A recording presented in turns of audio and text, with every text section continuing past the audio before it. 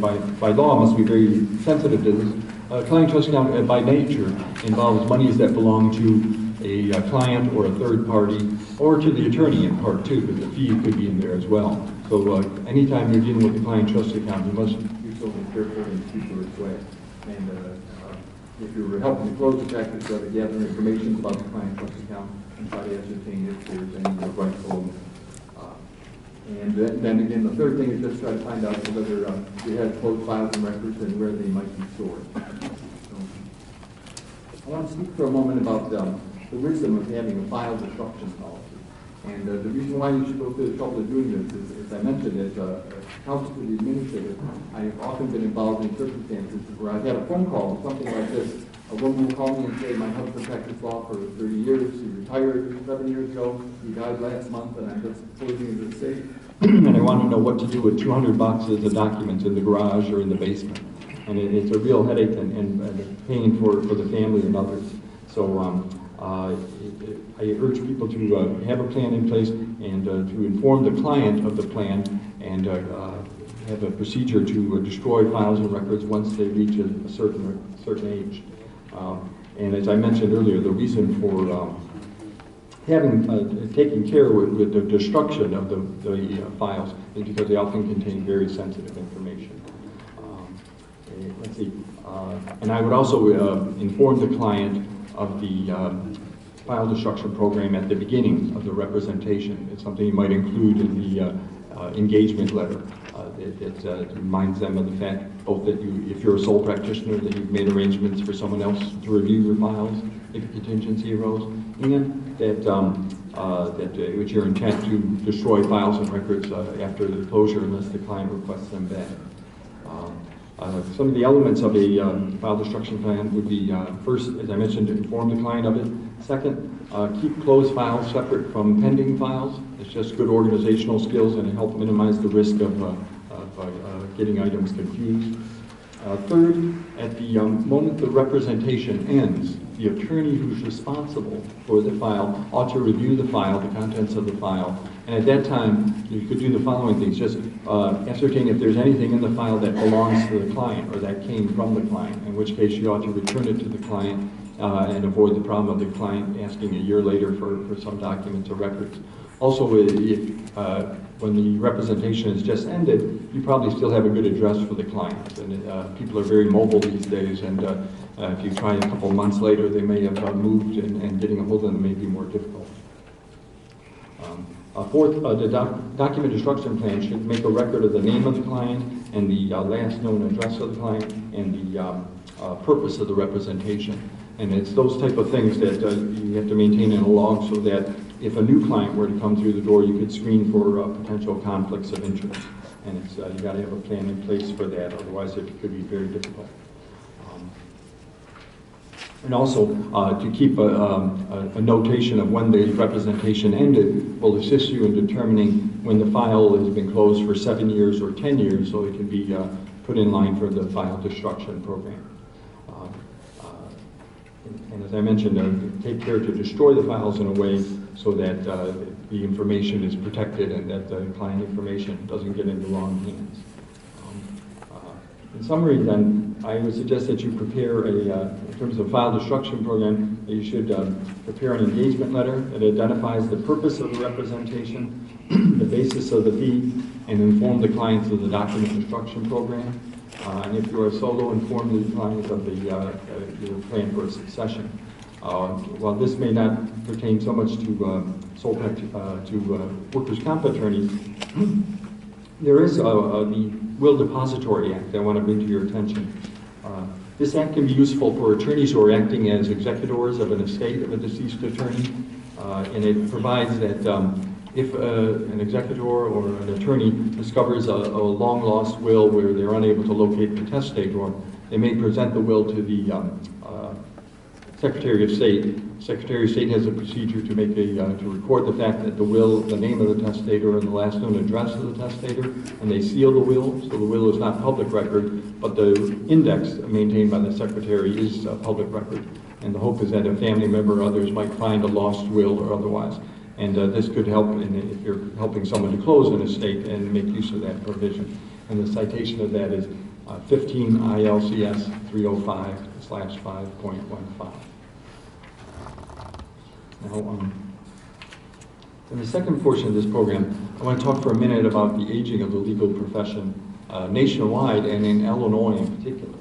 And it is the foreseeable circumstance that we here in Illinois will see a significant rise in the number of attorneys over 65 years of age engaged in the practice of law. And this will create some challenges for both the bar and the court, and some opportunities. The fear is that there may be some attorneys who are above traditional retirement age, who may be suffering from age-related impairments, but don't have the adequate support staff or others to assist them, and that clients may be vulnerable. And a benefit of it is that there could be several attorneys who reach that age or traditional retirement age who want to stay involved in pro bono activities, and there are some great avenues available for attorneys to do that. Now, there were two prominent groups in this field who did a study that have some great wisdom that I want to share with you. The National Organization of Bar Counsel is an organization made up of disciplinary agencies like the ARDC for every jurisdiction in the country and a few provinces of Canada. And the other is the Association of Professional Responsibility Lawyers. And these are lawyers that defend attorneys in disciplinary matters and in malpractice claims. So both groups have expertise and knowledge in disciplinary law, and their report contains some great wisdom. The purpose was, the premise of the reports was that the increased numbers of senior attorneys remaining in practice could create potential difficult problems for attorneys who begin to suffer age-related impairments, and clients could be vulnerable. The secondary premise is that it may be necessary to protect the public from an attorney who may be suffering from some impairment, but who has otherwise had a distinguished career and not been the subject of serious misconduct. And so it requires a different approach than a traditional disciplinary model. So let's note that why are we seeing so many why is this phenomenon arising that we're seeing so many more senior attorneys? It's a function of many things. First, the increase of number of attorneys in general from about 1960 to the present. There was a great increase in the number of people attending law school and becoming lawyers. A second factor is just demographic trends. We as a nation are getting older, and the legal profession in particular is certainly getting older. And nationwide, I think we'll see a portion of people 65 and over will go from 13% to about 20% in the next 20 years or so. Another factor is improvements in healthcare, that people are living longer and more active, and those are all good things. Fourth is that lawyers in general have a strong desire to serve and remain involved in all sorts of programs, which is a great reflection on our profession. And another factor could be just an economic necessity, that some attorneys may not be able to retire at traditional retirement age, whatever that might be anymore. It seems to be a moving target, and the necessity they need to continue working. So, so as I mentioned, so the concern is that an attorney reaching 65 or older may lose may find himself outside of a firm setting, practicing as a solo, and may begin to suffering from age-related impairments. And the concern is that it could be a risk to clients or others. A related concern is that sudden death or incapacity may strike anyone at any time. And attorneys, as I said, should have a plan in place to designate a successor to care for client matters if such misfortune should occur. And while it certainly is true for sole practitioners, even a small firm should be mindful of that, because it could be great disruption if a partner or associate suddenly met this circumstance. So some of the recommendations of the reports were the following. The first was to assess the size of the group and try to put a number on it and get a sense of how big the problem is. And I can tell you we've done that here at the ARDC, and the numbers are quite extraordinary. There are about 13,000 lawyers now who are 65 or older who are active in the practice of law. In 10 years, it'll be about 32,000. And in 15 years, we figure it'll be about 42,000. And of that number, if you think if 2 to 4% of that number had age-related impairments, the number of persons involved is large, and the number of potential clients that could be affected is large. So it's a problem that our Supreme Court and other disciplinary agencies are aware of and are trying to deal with. A second recommendation is to provide planning ahead and law practice transfer guidance. And the CBA, ISBA, and this group has done a wonderful job in that regard to make such things available. A third is to update the rules and procedures to follow if an attorney should die or become disabled, and that is the receivership rule that I will speak about later. Supreme Court Rule 776 explicitly covers that circumstance. Another recommendation was to require attorneys to designate a successor in advance in case of death or incapacity. And one of the great things about disciplinary law is that we do have the benefit of the experience of other states. And I can tell you that other states do require explicitly that attorneys designate a successor. And the expectation is if you're in a firm, that the firm would bear that responsibility. If you're a sole practitioner, you must designate a successor. And usually what those states do, I think there are about 8 states. I've talked to Delaware, Indiana. Florida is a good model for us because that is a larger state with a larger attorney population. Arkansas and Wyoming, I think, were some of the others. And usually they do it as part of the registration process every year when you register. If a sole practitioner, you must state whether you have a designated successor.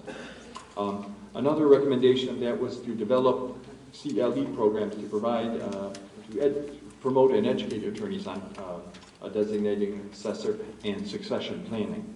And the sixth was to permit the sale of a law practice. And as you recall, in Illinois, we do provide that, and that is an option. And as I mentioned before, selling a law practice can be a daunting task, and it takes a lot of preparation. So if you plan to do that someday, you could look into it, but please know that it will require careful planning.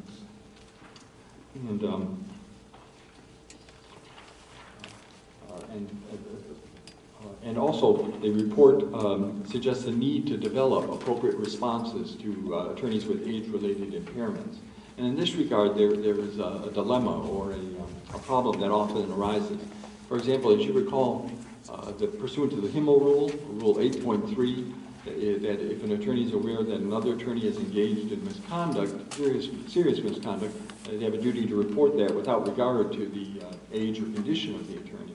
But the problem arises in that if an attorney is not engaged in serious misconduct, it just seems confused or repeating a great deal, it might not rise to that level or require a report, but without guidance if friends or colleagues or judges don't act, the matter could get worse. And often we find that until a crisis arises, colleagues or friends or courts are reluctant to act, and that's unfortunate because people in this field tell us that with early detection, treatment can be much more effective. And when confronted, age-related impaired attorneys will often engage in denial or resistance, so it creates some challenge. The report recommends something like the Lawyer's Assistance Program model. And as you may be familiar with, the Lawyer Assistance Program does great work here in Illinois. They work predominantly with drug and alcohol problems. And the model is usually to prepare ahead of time, talk to friends or colleagues and family members, arrange for an intervention where they prepare ahead of time by describing very particular instances of what the attorney did or failed to do and why they're concerned, and urge them to go into a drug or alcohol program. When it's an age-related issue, an age-related impairment, the focus is a little different, but the model is the same. They prepare ahead of time, develop some very particular instances where family and friends know their concerns or actions or inactions that were troubling, and why people are concerned for the care of the clients, and urge the attorney to do 2 things. Firstly, to go to a physician or a neurologist for a careful review, and second, to either reduce their practice or put some procedures in place to protect clients. And I can tell you that the Lawyer's Assistance Program in Illinois has added personnel who have expertise in age-related impairments. They're seeing that much of it. So, we're fortunate that we have the Lawyer's Assistance Program. Part of your registration fee every year goes to provide for the Lawyers Assistance Program, and they do great work in this regard. And if you have a colleague or friend that you're aware of, you might call the lab for assistance in that regard.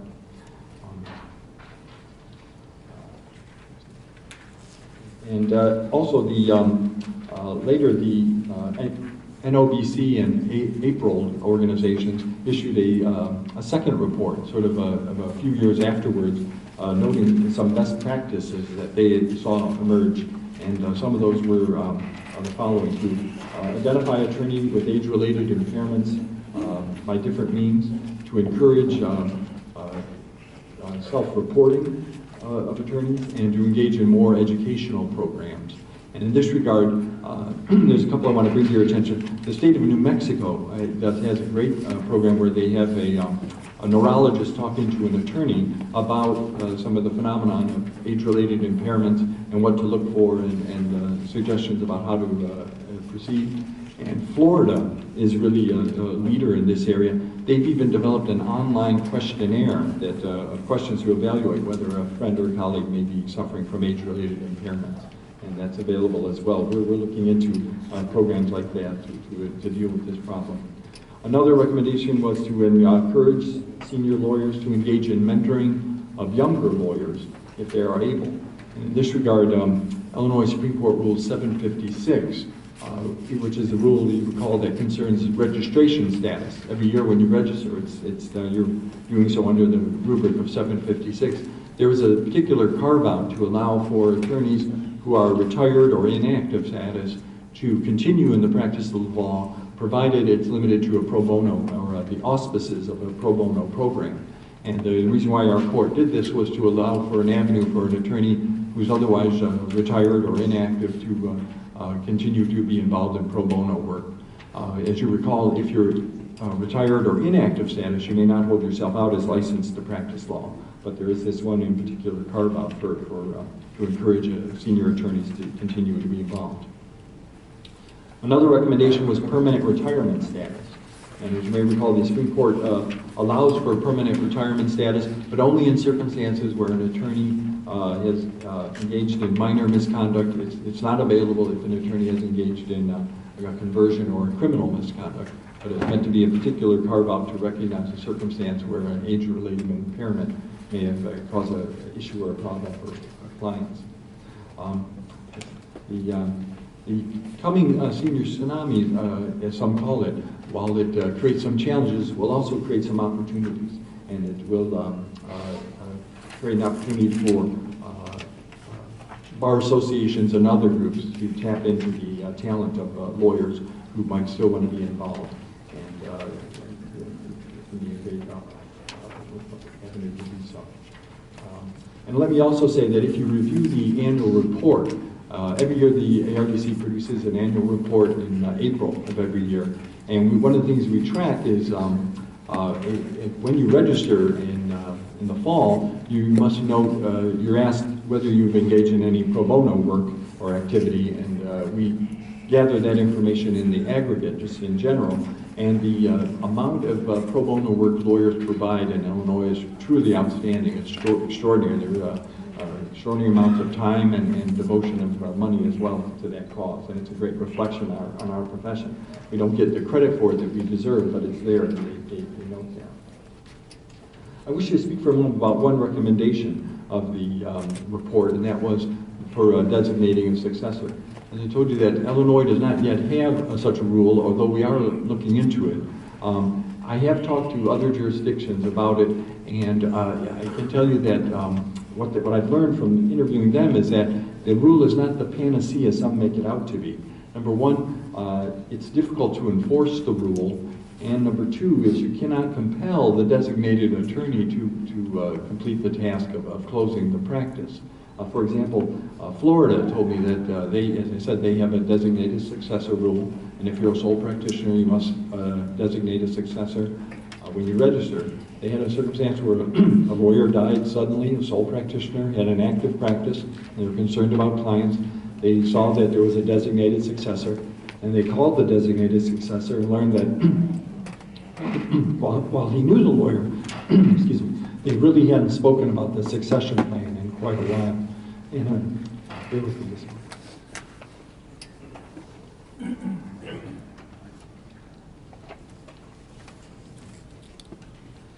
And on another occasion, they said there was an attorney who died, contacted the designated successor, and the designated successor said that he too was having health problems and he had a hard enough time managing his own practice, let alone closing someone else's.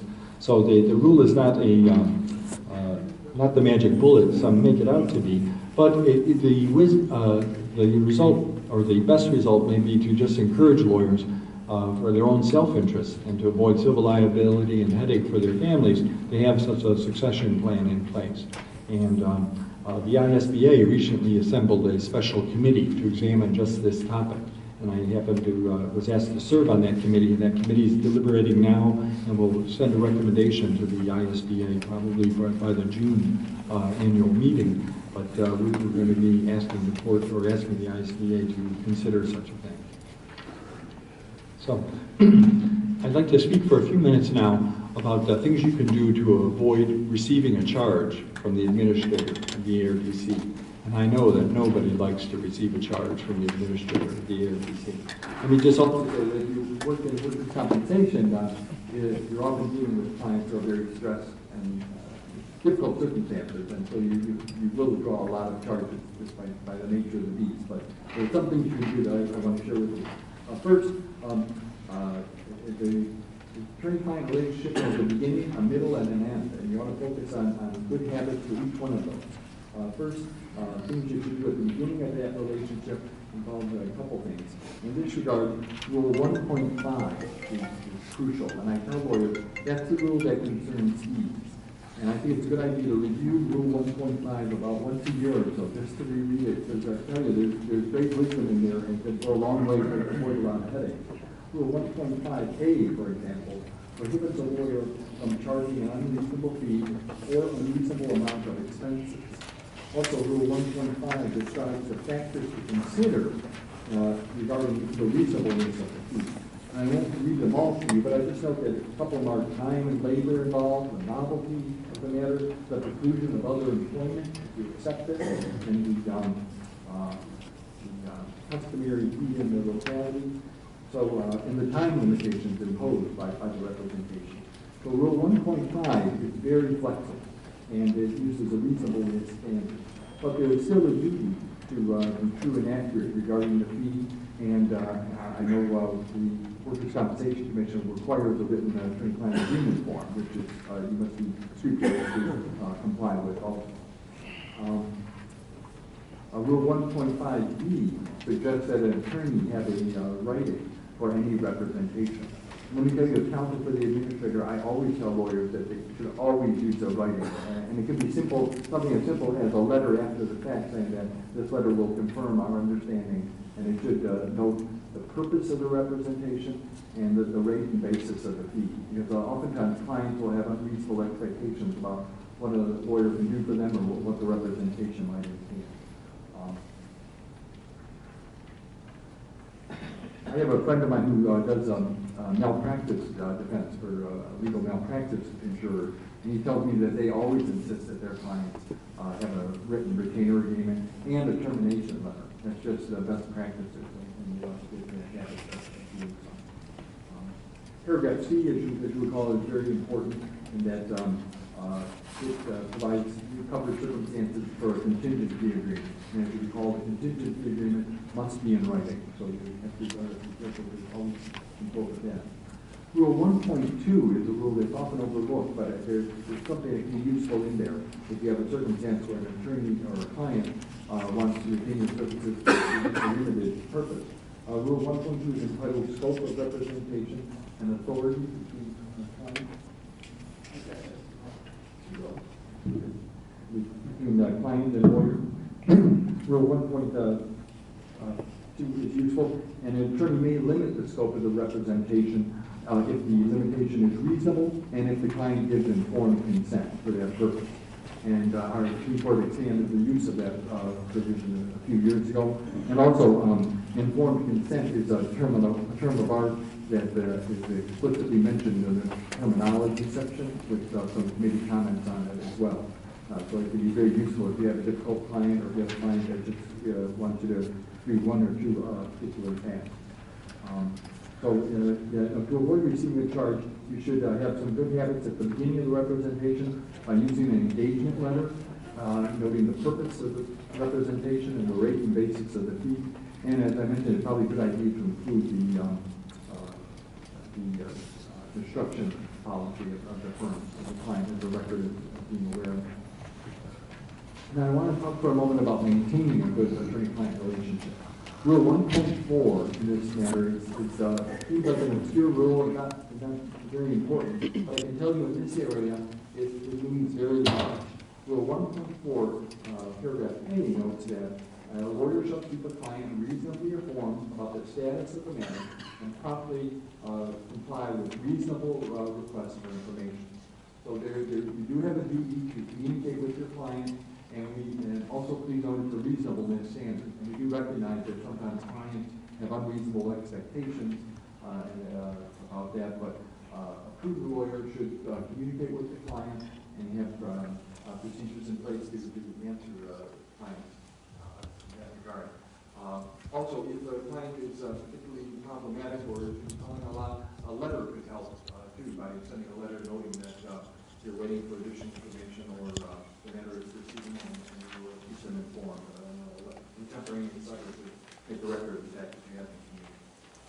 So in general, though, let me just note that one thing you can do to minimize the risk of receiving charges is to return your telephone calls and have your staff do so.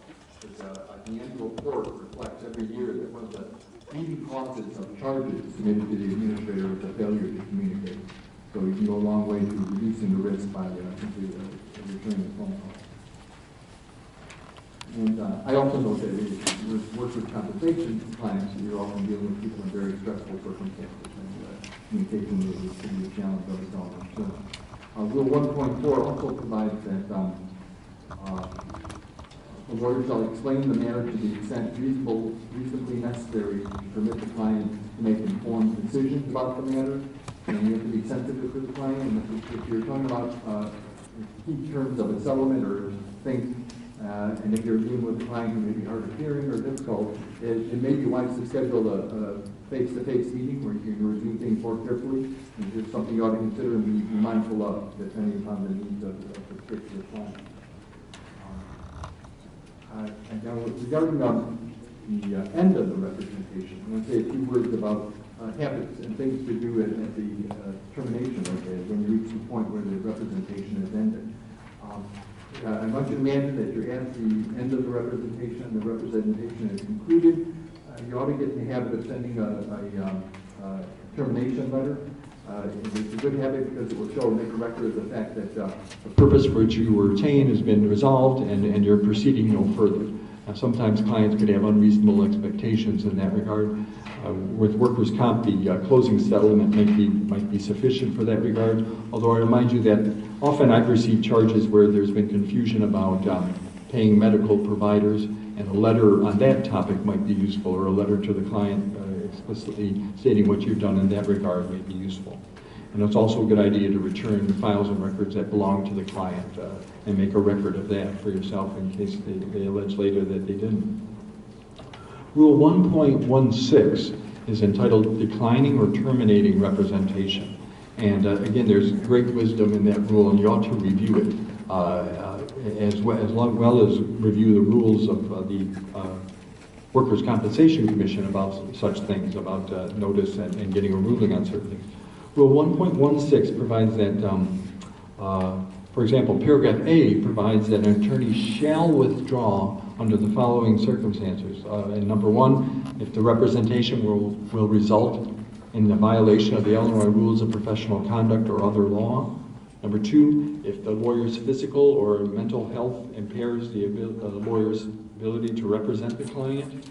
And number three, the lawyer is discharged by the client. Now, paragraph B of that same rule lists 7 circumstances in which an attorney may withdraw. And some of those reasons are the client persists in conduct that the attorney believes is fraudulent or criminal, or the client fails to pay the fee, and the continued representation will be a burden on the lawyer. And while those all are important, the key provision of Rule 1.6 though is really paragraph C. And that provides that a lawyer must comply with applicable law requiring notice or permission of a tribunal when terminating a representation. And please note that when ordered to do so by a tribunal, the lawyer shall continue representation, notwithstanding good cause for terminating the representation. So it's important to review that provision, and you might review the rules of your tribunal and the standing orders of the arbitrator as to their procedures about seeking leave to withdraw if that's necessary. Paragraph D notes that upon termination of representation, a lawyer shall take steps to return to protect the client's interests, such as giving reasonable notice to the client, allowing for the employment of other counsel, returning any files and records that the client is entitled to, and refunding any advance payment fee or expenses that have not been incurred. So it's important that a lawyer comply with that as well. So the key points I make about Rule 1.16 are these, that you may have to seek permission to withdraw. And if you do, the best practice is to make sure you prepare such a motion, provide the requisite notice, and get a ruling from the court or tribunal to make a record of the event. And as I noted, you may have to be a good soldier and carry on if the court denies the representation. And in this regard, too, it's a good idea to review Supreme Court Rule 13. While they concern circuit court proceedings, the practices there serve you well in any tribunal setting about some of the details and rudiments about making sure to provide adequate notice and an explicit motion about seeking leave to withdraw and getting a ruling from a tribunal. So, you know, as I look back on my career, I must say that it occurs to me that how crucial habits are in this regard, and it's important that you develop good habits.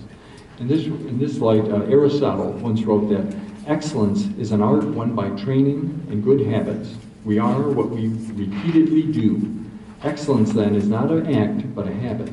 So when it comes to habits, it's crucial that you review your procedures and try to make sure that you develop good habits and take a look at office procedures in general, because we can all do things a little better. And the practice of law, I can tell you, is very difficult. It's very challenging and very demanding. The clients have high expectations. An attorney who's well prepared and diligent will help a tribunal and a court maintain their docket and manage their dockets. And courts and tribunals depend on lawyers to be diligent and thorough in that regard to assist them. So I can tell you that it's difficult, and it's important that you develop good habits to the best that you can.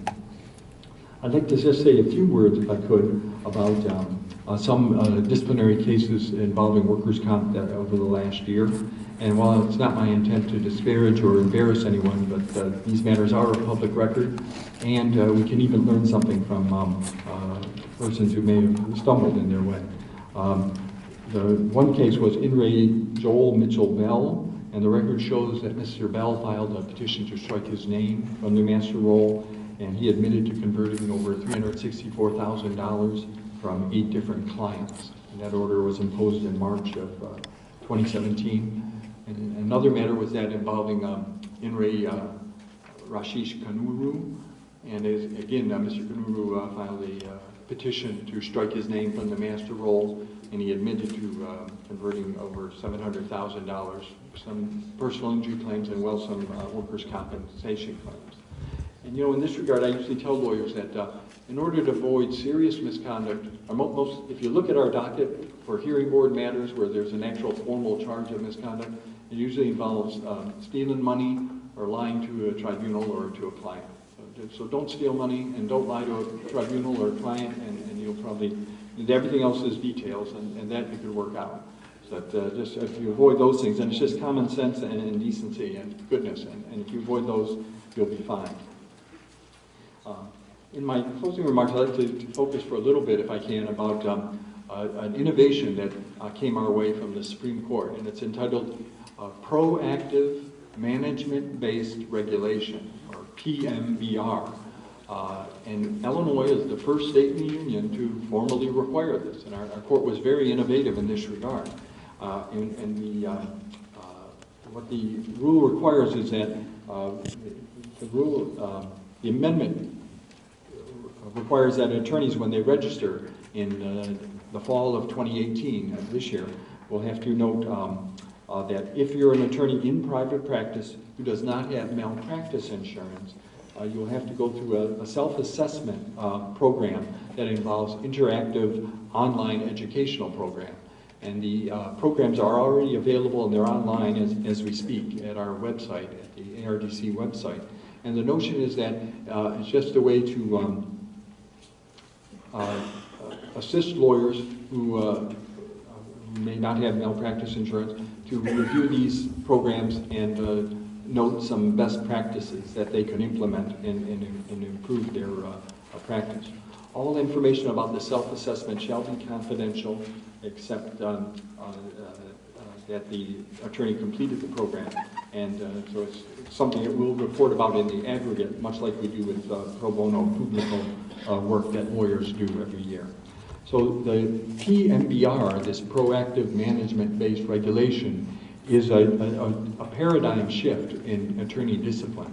And that is, traditionally, attorney discipline has been reactionary in the sense that an attorney did something or failed to do something, someone submits a charge, or we read about something in the newspaper, we initiate an investigation. The investigation is subject to deliberation by the inquiry board, which acts like a grand jury. The inquiry board may direct the administrator to file a formal complaint. The formal complaint goes before the hearing board. The hearing board acts like a trial court and will make findings of fact and conclusions of law and issue a report and recommendation. Either party may then appeal to the review board, which acts like an intermediate appellate court, and from there may be appeals to the Illinois Supreme Court. And all final discipline matters are decided by the Supreme Court. The PMBR is different in that it seeks to engage attorneys and educate them about best practices.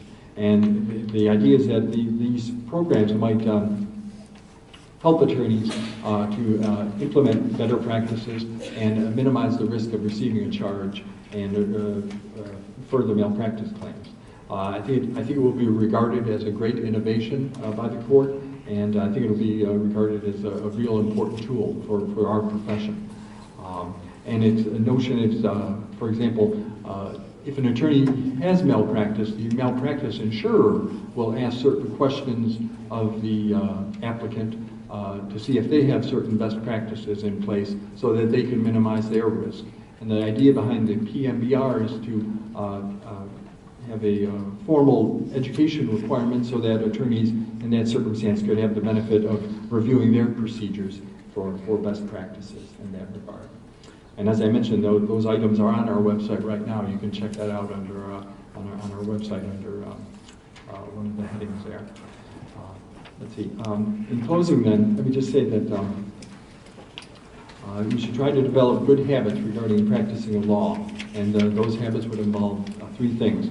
One, have a succession plan, and you might review that with your support staff and others, just to note certain things like how to generate a list of client names and addresses, generate a list of pending matters, and even write down passwords and things. And you know, this succession plan doesn't have to be formal or elaborate. It could be something as simple as a spiral notebook and a big pen where you just write down those certain things and tell your secretary where they're at if something were to happen. A second recommendation is to develop and follow a document destruction plan. It'll save your cost of storage fees and other things, and it could declutter your offices and be a great relief to your family if you should pass under circumstances where you haven't had time to do that. And the third recommendation I would make is to stay involved with the Bar Association and other things, because it will help lawyers to have a sense of commitment and have a sense of community with others, because the practice of law is very difficult and very demanding. And I can tell you that my work in receiverships, I've often had attorneys who had abandoned their practices, and those were very sad because, and it usually was a pattern, about attorney who was about 35 to 50 years of age, sole practitioner, and they just couldn't take it anymore and just left. And many times of the attorneys that did this, I noticed that many of them were isolated, they felt overwhelmed, and They just didn't know how to get out from under. So it's important to maintain friendships and others, because the practice can be very difficult. I want to also talk to you for a moment briefly about some resources available through the ARDC. As I mentioned, the Client Trust Account Handbook is outstanding. It is written for a busy practitioner. It's written in a straightforward way. It describes how to create and reconcile a client trust account and mentions each of the 8 items an attorney has to have pursuant to Rule 1.15. Please look at it, and there's even a webinar on our website that talks about the Client Trust Account Handbook. And the other thing is, as you may recall, our website also has a frequently asked questions section where there's information about the Himmel rule and other things. And also we have the full Illinois Rules of Professional Conduct with the committee comments and a topical index. And the last thing I'll leave you with is that we do have the Ethics Inquiry Program, and that provides that an attorney,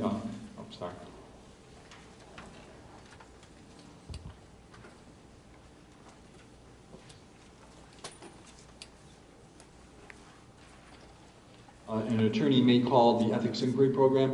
We're unable to render advisory opinions, but if you state it as a hypothetical, we can review the facts and circumstances and make observations about provisions of the rules that may be helpful. And we get a lot of calls every year, and I think you'll find it helpful. And that's on our website. You can call, I think we have an 800 number as well for that purpose. Thank you. You've been a great audience.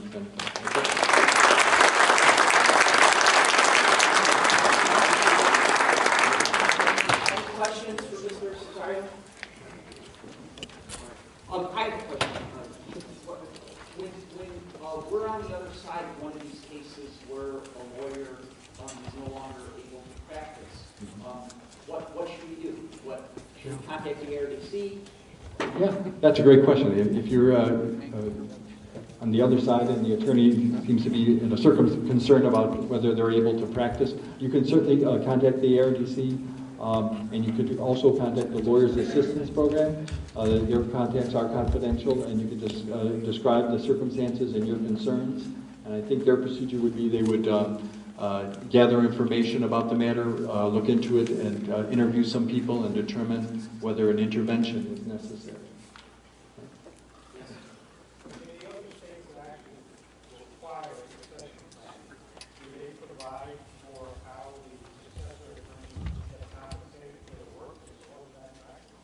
That's a great question. For states that require a succession plan or a designated successor, do they provide for compensation? It varies, and that's the difficult problem, because the time and labor involved in closing a practice can be significant. And that's the real rub that we're trying to get around. Some of the states do provide reasonable cost.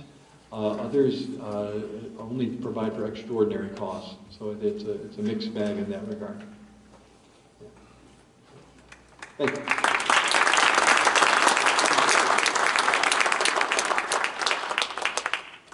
So we're going to just plow right on through here to